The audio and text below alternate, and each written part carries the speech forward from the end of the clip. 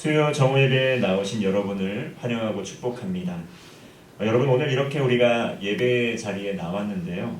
이 바쁜 일상을 살다 보면 하나님을 예배하고 또 하나님께서 허락하신 그 구원의 은혜를 기억하면서 또 감사하면서 살아가지 못할 때가 참 많습니다. 그저 오늘 우리에게 주어진 일들을 해결을 하고 또 오늘의 문제, 또 염려, 걱정거리, 또 당장에 나타난 이 우리 앞에 있는 현실의 문제들과 씨름하는 가운데 우리가 하나님께 집중하지 못할 때가 참 많습니다. 일상의 갈등이 발생했을 때에는 또 그 갈등이 우리의 삶의 큰 부분을 차지해서 우리의 삶 전체를 지배하게 될 때도 있습니다. 그렇게 되면서 먼저 하나님을 떠올리거나 또 하나님을 삶의 가장 우선순위에 두어야 된다는 것을 알고는 있지만 실생활에서 그렇게 살아가고 있지 못하는 것을 경험할 때가 많습니다. 그러나 성경은 예수님을 믿음으로 구원받은 그리스도인들에게 우리에게 먼저 참된 삶의 예배자가 되어야 한다, 이렇게 말씀을 합니다. 로마서 12장 1절의 말씀을 보면 그러므로 형제들아 내가 하나님의 모든 자비하심으로 너희를 권하노니 너희 몸을 하나님이 기뻐하시는 거룩한 산 제물로 드리라. 이는 너희가 드릴 영적 예배니라. 이 말씀은 우리가 기억을 하고 또 특별히 암송을 하고 살아가면 참 좋겠는데요. 로마서 12장 1절 말씀과 2절의 말씀, 이것은 우리가 암송을 하고 또 때론 삶의 여러 가지 분주함 때문에 잊어버릴지라도 이 말씀들을 되뇌이면서 우리가 삶의 예배자로 살아가도록 부름을 받았구나 라는 것을 늘 기억하는 것이 참 중요한 것 같습니다. 여기서 예배라는 말이 나오는데요. 이 예배라는 단어를 교회를 다니는 분들이라면 참 많이 사용하는 말입니다. 수요 예배, 또 금요 예배, 주일 예배, 또 오늘 우리는 수요 정오 예배로 또 모였습니다. 또 예배를 드리러 간다, 예배를 보러 간다, 이렇게 자주 우리가 이 용어를 사용하고 있는데요. 그 예배의 정확한 이 문자적인 단어적인 뜻 한번 살펴보기를 원합니다. 먼저 예배는 한자어로는 예도예, 절배입니다. 그러니까 예를 갖춰서 절한다라는 의미가 바로 한자어인 예배, 우리말 예배로서의 뜻입니다. 예배를 가리키는 또 대표적인 헬라어가 있는데요. 그 헬라어로는 프로스퀴네오라고 합니다. 프로스퀴네오는 누구누구, 프로스 누구누구에게, 퀴네오는 입맞추다 라는 겁니다. 그러니까 누구누구에게 입맞추다, 한마디로 그 대상에게 입맞추는 행위를 예배하다, 경배하다, 이렇게 사용하고 있는 것이죠. 그 성경을 읽다 보면 구약 성경에도 거룩하게 입맞추고 이렇게 입맞추고 라는 그러한 것들 많이 볼 수 있거든요.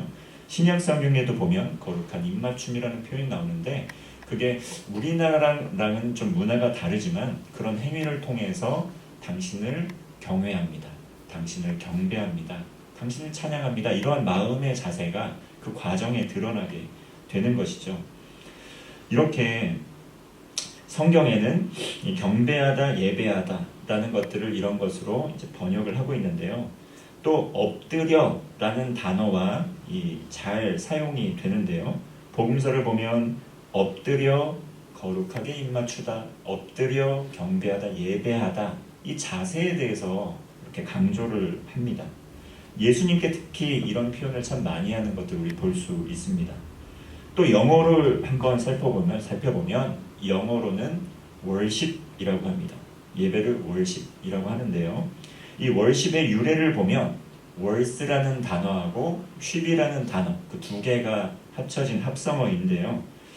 이 worth라는 것은 가치 있는 이라는 뜻이고 ship이라는 것은 어떤 가치 있는 어떤 상태, 존재, 그런 것을 의미하는데요. 그 두 가지 단어가 합성어가 되면서 정말 가치 있는 존재, 가치 있는 대상을 이렇게 경외하는 그러한 것을 의미하게 되는 것입니다.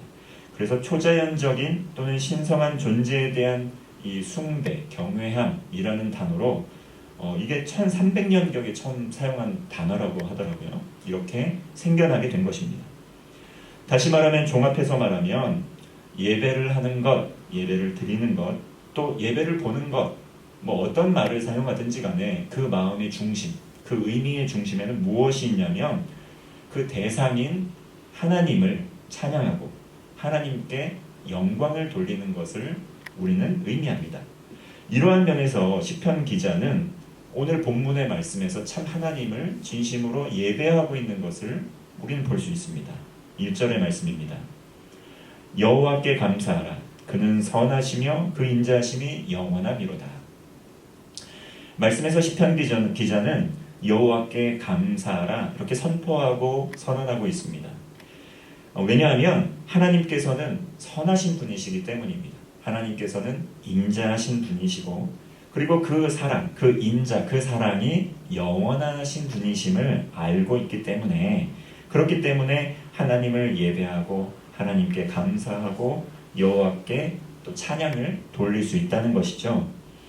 그런데 이렇게 하나님께 감사하고 찬양하고 이렇게 할 수 있는 가장 큰 이유, 우리가 늘 기억해야 하는 것이지만 그 이유는 무엇입니까? 여러 가지 다양한 이유가 있을 수 있죠. 하나님께서 내 삶에 행하신 일로 인해서 감사하고 찬양할 때도 있지만 가장 근본적인 이유가 무엇이겠습니까? 그것은 바로 죄 때문에 하나님을 떠나서 죽을 수밖에 없었던 우리 죄인인 우리를 예수 그리스도의 그 십자가의 보혈의 은혜로 용서해 주시고 죄와 사망으로부터 건져 주셨다는 것, 그리고 구원해 주셔서 이제는 심판받지 않고 구원을 받아서 영원한 생명을 얻었다는 것, 그런 것을 한 번씩 기억할 때마다 그 구원의 은혜, 감격, 그것만으로도 하나님을 예배하고 찬양할 수 있는 이유가 된다는 것이죠. 그러나 구원의 은혜를 주신 하나님의 그 선하심, 영원하심을 찬양하고 감사할 수 있다는 것이죠. 죽음에서 우리를 살려주신 하나님, 죄로 인해서 죽을 수밖에 없는 우리를 선택해 주시고 또 먼저 찾아와 주시고 구원의 손을 내밀어 주신 하나님, 그 하나님의 선하심을 찬양할 수 있다는 것입니다. 오늘날 예배가 많이 변질되었다는 이야기 참 많이 하는데요. 예배드리는 것을 말씀을 잘 깨닫게 해주시는 그 영적 지도자의 말씀을 듣는 것으로 대체하는 경향성이 너무 많습니다. 때로는 인터넷에서 예배 모든 순서는 건너뛰고 말씀만 듣고 또 은혜를 받았다는 마음을 갖고 내 예배를 드렸다 이렇게 생각하는 경우도 있습니다. 그러나 여러분, 예배와 우리는 성경 공부의 차이를 기억해야 됩니다. 예배는 성경 공부가 아니라는 것이죠. 성경을 알고 말씀을 깊이 있게 깨닫는 것은 성경 공부인데 예배가 이 성경 공부의 의미를 갖고 있는 것은 아니라는 것을 기억해야 됩니다. 우리가 하나님을 예배하는 것은 성경 공부를 하는 것은 아닙니다.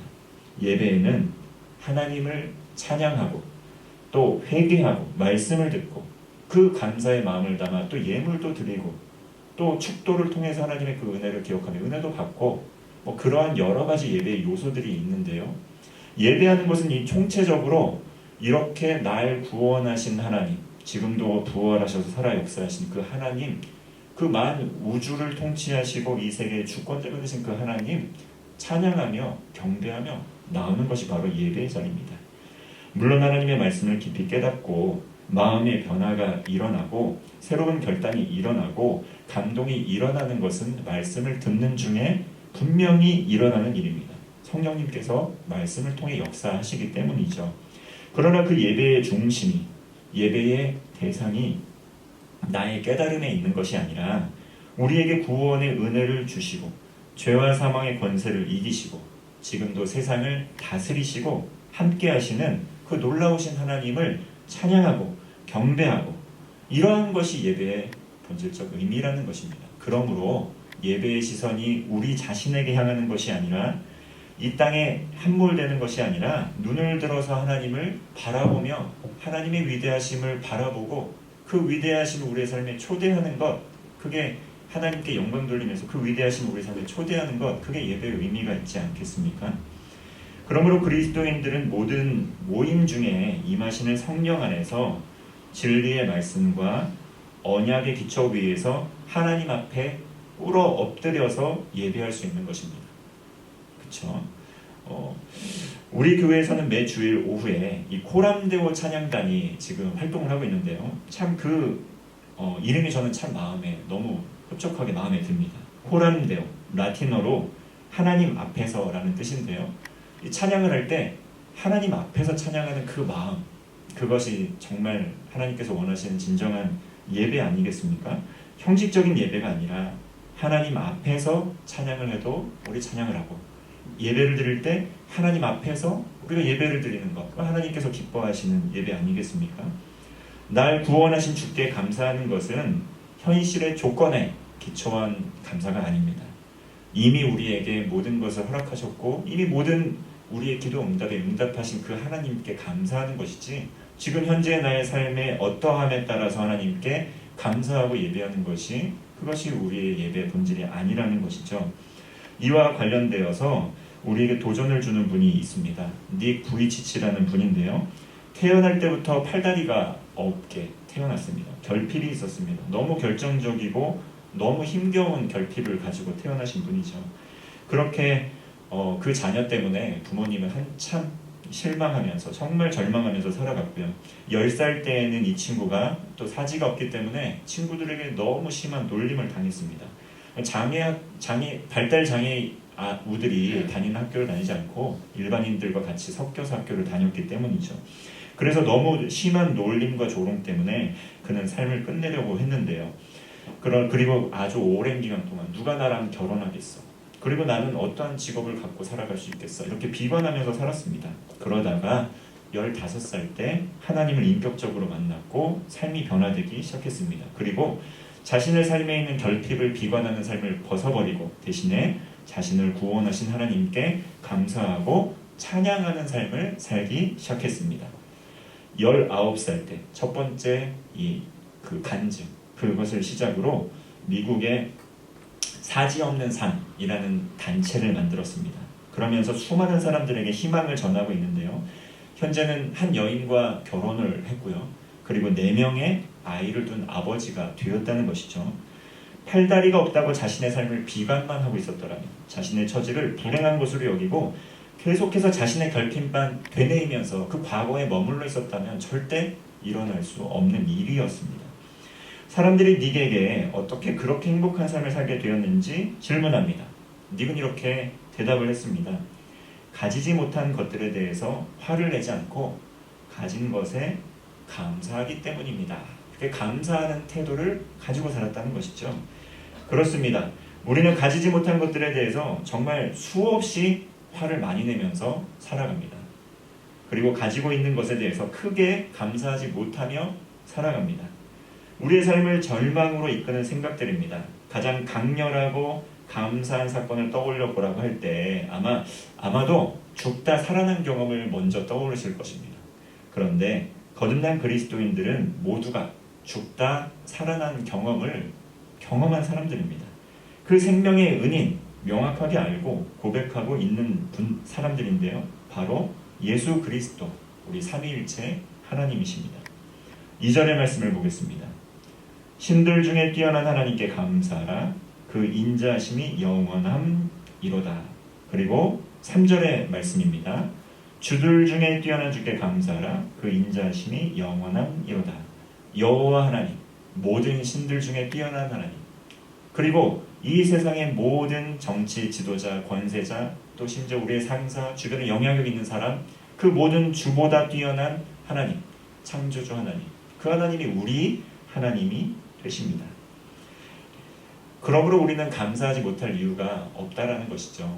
감사송이란 찬양이 있는데요. 여러분 너무나 이제는 흔한 정말 유명한 히트곡이 되었는데요. 장신대 홍인정 교수님께서 작사를 하신 곡입니다.